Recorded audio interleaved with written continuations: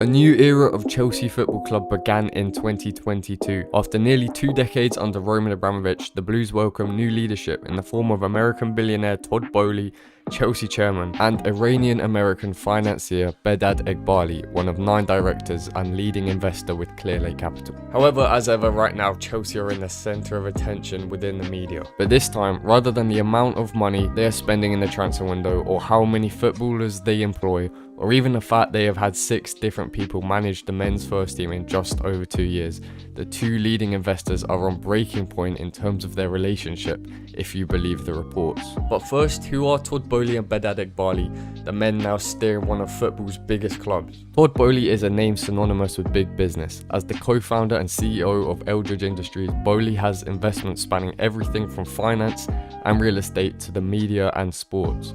You may know him as a part owner of LA Dodgers, one of the most successful baseball teams in recent history. And then there's Behdad Eghbali, quiet but brilliant force behind Clearlake Capital. Eghbali built Clearlake alongside Jose E. Feliciano into one of the largest private equity firms in the world, with an estimated $70 billion in assets under management.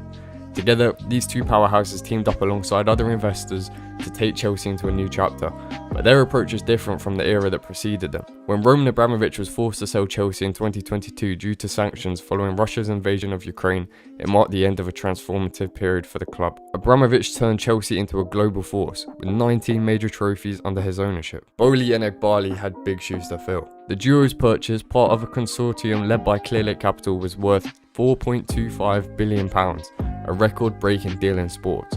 It signalled their intent not just to maintain Chelsea's status, but to take it to new heights. One of their key strategies is a data-driven approach to football management, a model they've seen succeed in American sports.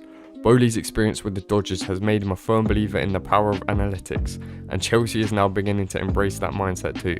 The likes of Liverpool, Brighton and Brentford are 3 examples of how data has been implemented in English football to see success, proving that when used right, it can have huge benefits. Hiring staff with experience in the field of football is a key step in their plan.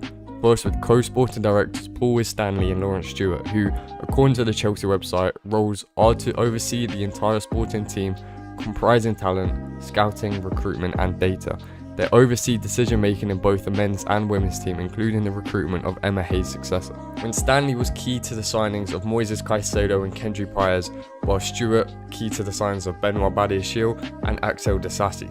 In terms of background, Paul Winstanley used to work for Brighton as head of scouting. Lawrence Stewart was previously sporting director and technical director of Monaco, as well as working for the Red Bull Group.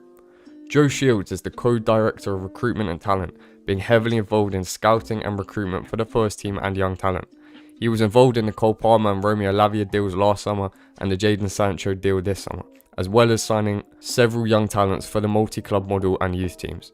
Shields was previously a youth scout for Man City, where he signed Jadon Sancho, Cole Palmer, Romeo Lavia and several others. He then briefly joined Southampton, for whom he assisted with a Romeo Lavia deal. He has high pedigree in the game. And then there is Chief Executive Officer Chris Jurasek, who just days ago left the club after just a year in the role. His role apparently was to oversee the day-to-day running of the club as a whole, in particular the business side. However, he was not involved in footballing decisions, which are overseen by the sporting directors. Boehly and Eghbali haven't been shy when it comes to investing in the squad.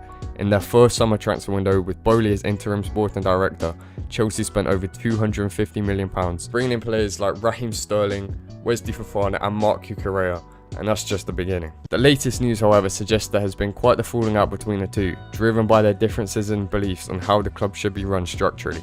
To begin with, Todd Boehly, who owns 13% of Chelsea, appeared to be in charge in the early days of the takeover, even though the US private equity firm Clearlake Capital were the majority owners with a 61.5% stake. However, at present, Behdad Eghbali now seems to be very much in charge. With Boehly effectively sidelined, Chelsea's main owners Eghbali and Boehly want to buy each other out. The Express say that on one hand, Boehly believes that the structure of Chelsea should be one sporting director having de facto leadership of the club, similar to Liverpool's successful structure of Michael Edwards, but Behdad Eghbali believes in the current situation of 2 co-sporting directors reporting up to one man in himself.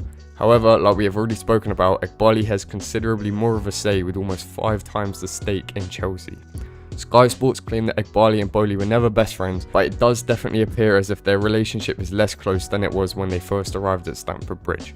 Reports say that Eghbali and Clearlake are not going anywhere. They are not interested in selling any shares, and they have not held any talks about selling any shares. He has been at all 3 Premier League games this season, and he was closely involved with the recruitment strategy during this transfer window. On the other hand, Boehly is also committed to Chelsea, but he is not in control. He has his own ideas about how a football club should be run, but he can never be the ultimate decision maker at Chelsea when someone else owns 61.5% of that club. Eghbali and Clearlake would be interested in buying Boehly's shares if he wants to walk away, and it is difficult to see how Boehly is going to come out on top when Eghbali does not want to sell. So although the leadership seems in limbo right now, Chelsea Football Club will continue as they left off before the international break, with the next game away at Bournemouth on Saturday. Fans want to talk about what is happening on the pitch and not what is going on in the boardroom.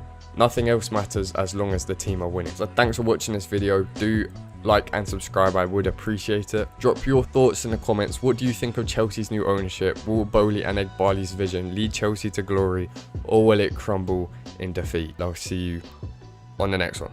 Goodbye.